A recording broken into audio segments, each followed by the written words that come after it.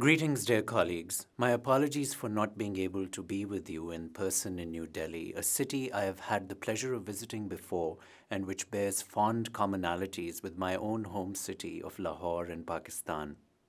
Both cities share a distinct Mughal architectural heritage that has been closely associated with river systems. Urdu and Hindi language poetry has had many inspirations from the Yamuna River in Delhi as well as the Ravi River in Lahore. Rivers thus have transcended political borders since time immemorial and should stand as a symbol of human convergence rather than divergence. In my presentation today, I would like to suggest some particular approaches whereby we can consider the role of rivers in regional cooperation, particularly in South Asia. So let us consider recent history as a reminder of why ecological cooperation is important. The greatest loss of human life and economic damage suffered by South Asia since 2001 has not been due to terrorism and its ensuing conflicts, but rather due to natural disasters ranging from the 2005 Kashmir earthquake and the Indus floods of 2010. Although such calamities themselves might not be preventable, their human impact can certainly be mitigated. Mitigation of environmental stresses is possible only through regional approaches to ecological cooperation. Furthermore, the ecological cooperation from such regionalism has the potential for building trust to resolve long-standing territorial disputes, especially between India and Pakistan.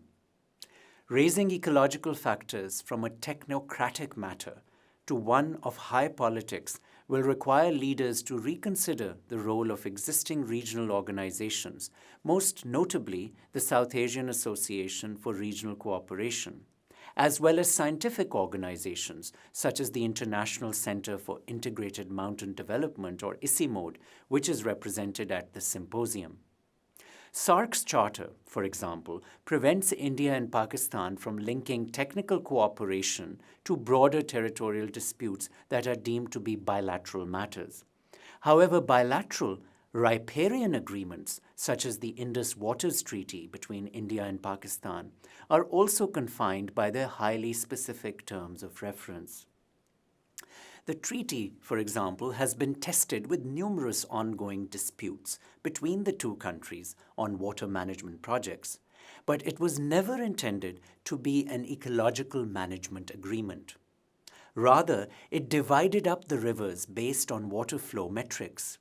Instead of renegotiating an agreement that is structurally focused on dividing natural resources, rather than finding environmentally efficient solutions, it would be more productive to consider new cooperative mechanisms regarding conservation and improving the quality of the watershed.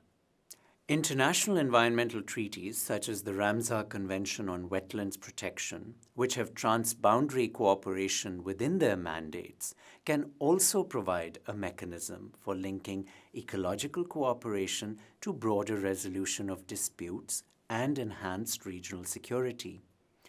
If with technology, nations can find more efficient means of water and energy utilization across South Asia, the pressures on distributive aspects of water and energy scarcity can also be reduced, thus lessening the chance for conflict over these resources.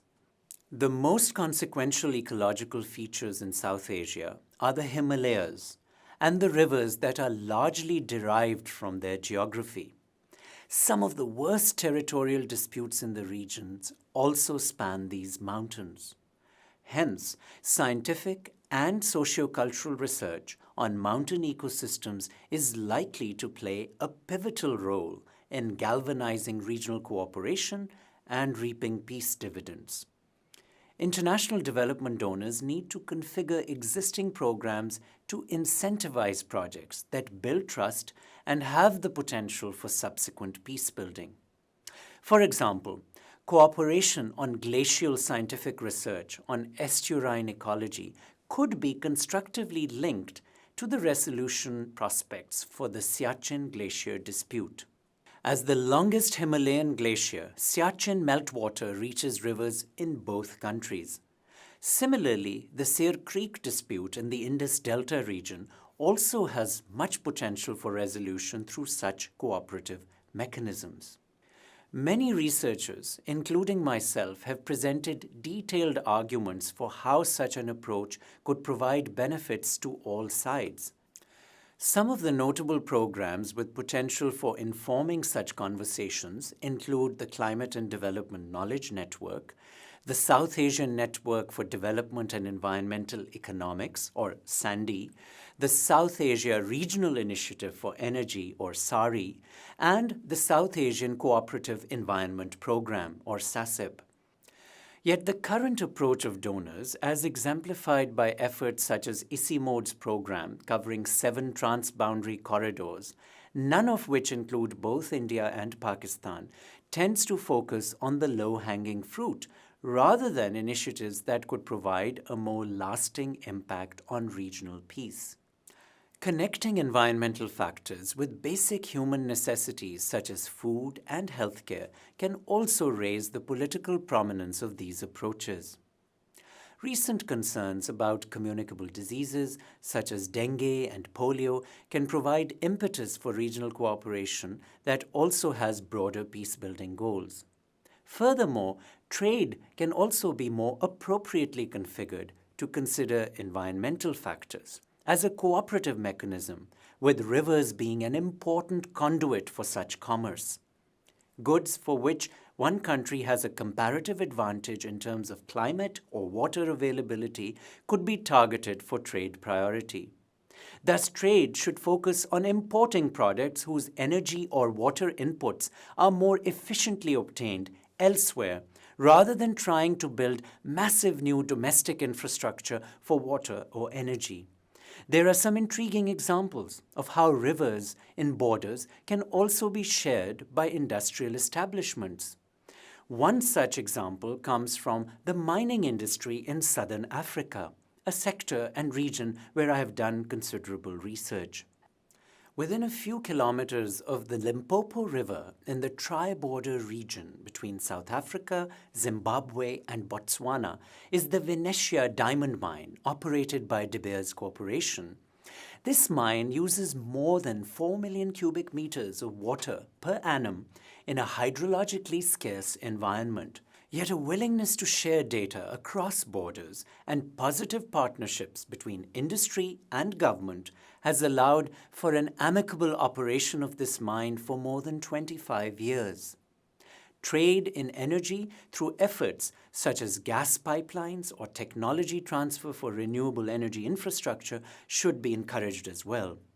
The huge rise in resource consumption projected for South Asia will require supply-side as well as demand-side cooperative strategies. Rivers are an essential ecological mechanism to foster such cooperation. In summary, I will share some specific recommendations with you on a way forward. SARC has an important role to play. Despite its poor performance historically, this organization has legitimacy and a professional base that could be cultivated and empowered to implement environmental diplomacy and regional peacebuilding. Second, we need to move beyond just the focus on the Indus Waters Treaty. Having served an important purpose of preventing riparian conflict, the treaty should maintain this role with additional regional technology transfer and an integrated water management function to reduce inefficiencies. Third, we need to get mountains singularly on the cooperative agenda. That's where rivers often emanate, and they form an important geographical focus for South Asia. It's very important that we focus on mountains and the role of ICIMOD in this context.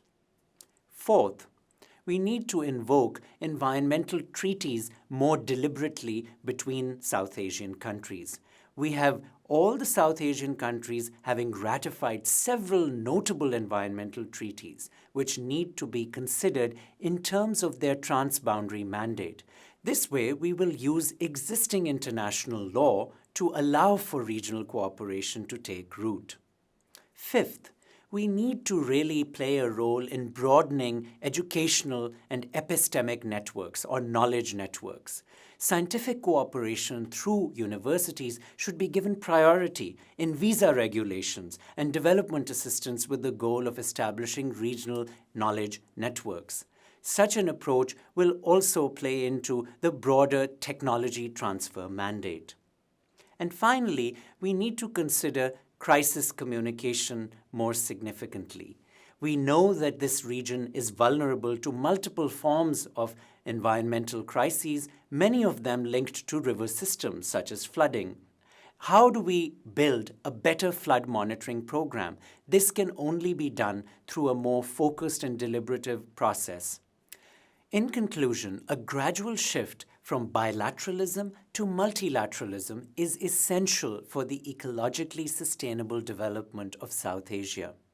Such a shift would instrumentally be used for peace building and is an underutilized diplomatic tool that has much potential for achieving broader international security objectives in this land of raging rivers. Thank you.